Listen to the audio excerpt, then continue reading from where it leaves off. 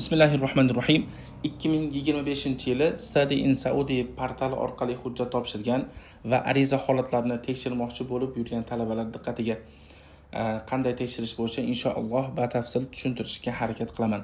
Birinchi o'rinda Google ga kiramiz. Bu yerdan Study in Saudi saytiga kiramiz mana.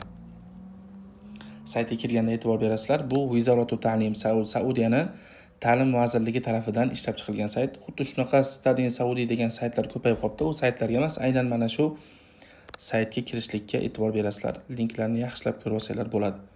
Xo'p, saytga kiramiz. Xo'p, saytga kirganimizda mana bunday holatda bizni qarshi oladi. Bu yerda sayt haqida batafsil ma'lumotlarni ko'rsak bo'ladi. Bu yerda deadline'lar turadi masalan. Qandaydir yangiliklar bo'lsa, shu yerda ham chiqib turadi. Bu yerda universitetlar, umumiy Saudiya, Study in Saudi saytini batafsil o'rganib chiqsa bo'ladi inshaalloh. Bu yerda mana tilni o'zgartirsa bo'ladi. Biz avvalgi videolarda arab tilida tushuntirganimizga bo'lsa kerak, ko'pchilik tushunmay qolgandi. Ingliz tilida ham tushuntiring deb aytishgan ekan.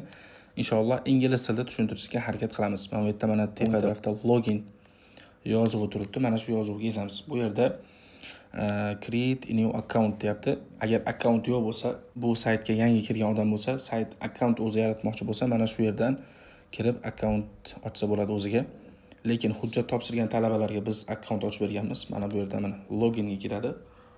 Va bu yerda birinchiga login, ismul mustaqdim, birinchiga login, ikkinchiga parol, uchinchiga mana bu rasmda qaysi yozuv bo'lsa mana xatosiz mana shu yozuvlarni ezib, mana bu yerda mana duxul yozuvi turibdi. Mana shu yerga yozishimiz kerak. Xo'p, saytni to'ldirganimizdan keyin mana duxul degan yerga ezdik. Endi bu yerdan lichniy kabinetga kirdik. Sayt ichida bizga ochilgan lichniy kabinet. Hujjatlarni, ariza holatlarini tekshirish uchun chap tarafda mana ikkita chiziqcha turibdi. Shu yerga ezamiz. Bu yerga ezganimizda pastda, eng pastda mana my service turibdi. Bu yerga ezamiz. Bu yerda eng oxirgi mana my request. Shu yerga ezamiz. Mana biz holatimiz ko'rinib turibdi. Pastga tushganimizda 2023-yili 2-dekabrda hujjat topshirilgan va bu hujjatlar rad etilgan. 2025-yili 17-fevralda qaysidir yana bir nimaga topshiribdi. Buni holati ko'rinib turibdi mana. Tepada mana 2025-yili 3-iyunda Madina Islom universitetiga hujjatlar topshirilgan. Bu yerda sarg'iz ko'rinishda hujjatlarni zayafka holatini ko'rsak bo'ladi.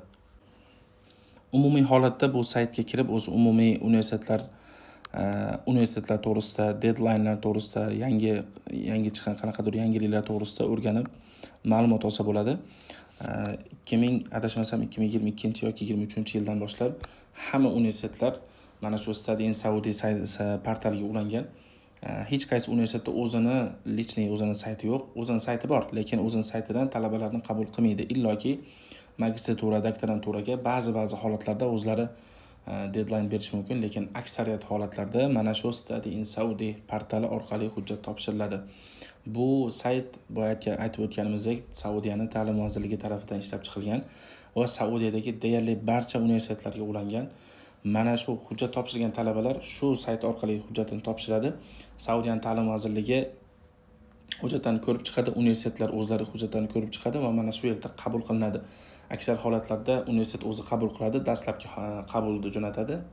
Nimaga ta'lim vazirligi hujjatlarni yana qaytadan ko'rib chiqib, tahlil qilib, ular ham agar nima qilsa, rozi bo'lsa, ya'ni shu bilan talaba universitetga qabul bo'ladi. Bu narsa 3 oydan 6 oygacha, balkim 1 yilgacha davom etishi mumkin.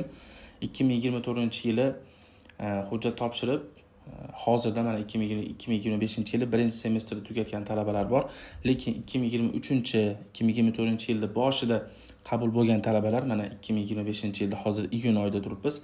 Haligacha vizalarni olmagan talabalar ham bor. Bu umuman universitetlarda o'zlariga bog'liq narsa. Talaba qabul bo'lgandan keyin ham viza jo'natishi, bilet jo'natishi, shunga o'xshagan narsalari ba'zi kechikishi mumkin. Vallohu ta'ala a'lam va sallallohu ta'ala ala xayri xalqihi Muhammad va ala alihi va sahbihi va sallam.